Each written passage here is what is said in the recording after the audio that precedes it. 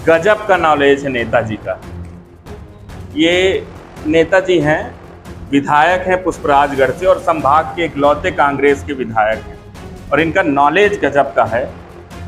कल संविधान बचाओ रैली में इन्होंने कुछ ऐसा कह दिया कि आज वो भाजपा के लिए मुद्दा बन गया है। ये विधायक हैं फुंदेलाल सिंह मार्को, आप देख लीजिए। हम आगे खबर में दिखाएंगे कि विधायक जी ने आखिर क्या कहा इस रैली के दौरान, लेकिन इनका नॉलेज गजब का है, इतना आप जान लीजिए। पूरी खबर आपको अभी दिखाते हैं तो आप भी ये सोचने पर मजबूर हो जाएंगे कि नेताजी को किसी पर कोई टिप्पणी करने से पहले अपने नॉलेज को तो मजबूत कर लेना चाहिए। और यही कारण है कि कांग्रेस आज इस स्थिति में है और नेताओं की ये टिप्पणी उन पर ही भारी पड़ती है। नमस्कार, मैं हूं प्रदीप पांडे और मंगलवार को उमरिया में संविधान बचाओ रैली में जहां वरिष्ठ नेताओं की गैर मौजूदगी से ये रैली फीकी रही, वहीं इस रैली में मौजूद नेताजी अपने उद्बोधन में कुछ ऐसा कह गए कि उसे सुनकर आप भी कहेंगे कि वाह नेताजी, गजब का जनरल नॉलेज है आपका। तो पहले ये वीडियो देखिए और सुनिए कि नेताजी आखिर मौजूद जनता के बीच क्या कहते नजर आ रहे हैं। साथियों, मैं आपको बताना चाहता हूं कि अभी कारगिल में कब सिंदूर हुआ, आपका ऑपरेशन सिंदूर हुआ, हमारे योद्धाओं ने लड़े, सैनिक ने हमारे लड़े, आज बहुत सारे हमारे शहीद हुए और इसके बाद बहुत सारे बड़बोले नेताओं का भाषण भी आया, उनके वक्तव्य भी आया। उसमें एक विजय शाह मंत्री था, उसने हमारे कर्नल सोफिया कुरैशी के बारे में जो वक्तव्य उन्होंने दिया, माननीय न्यायालय ने आईपीसी की धारा 152, 196, 197 उन्होंने पंजीबद्ध कराया और ऐसे लोगों के, यदि हमारा संविधान न होता तो ऐसे लोग।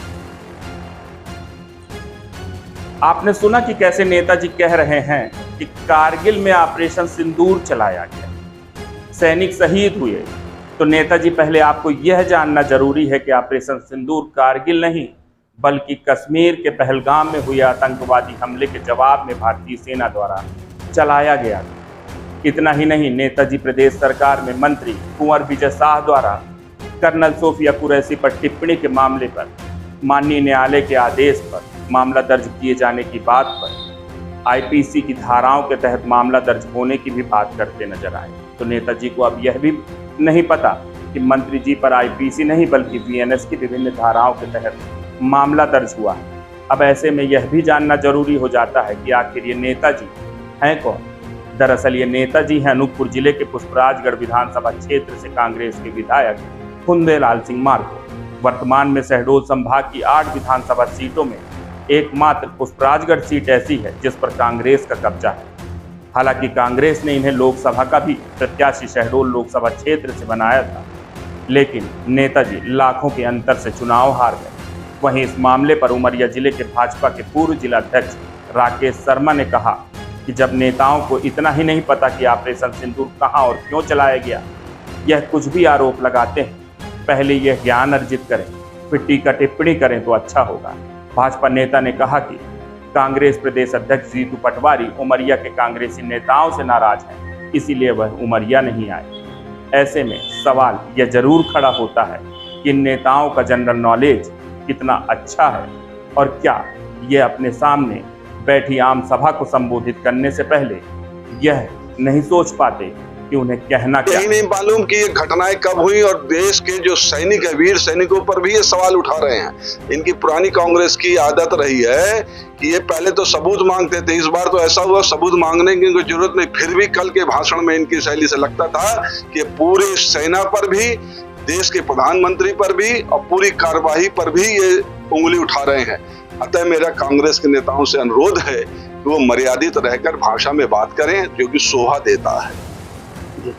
दूसरा ये है कि मेरी कांग्रेस के नेताओं से निवेदन है कि वे अध्ययन करें और अपना जो कम से कम ज्ञान है उसको वो बढ़ाएं। उनको पता होना चाहिए कि कारगिल युद्ध 1999 में हुआ था, जब देश के प्रधानमंत्री अटल बिहारी वाजपेयी जी थे, और ये पहलगाम में घटना हुई जिसके उस समय अभी तत्कालीन प्रधानमंत्री नरेंद्र मोदी जी हैं। इनको पता ही नहीं है, अतः ये अपना ज्ञान सुधारें और तब किसी विषय पर बात रखें।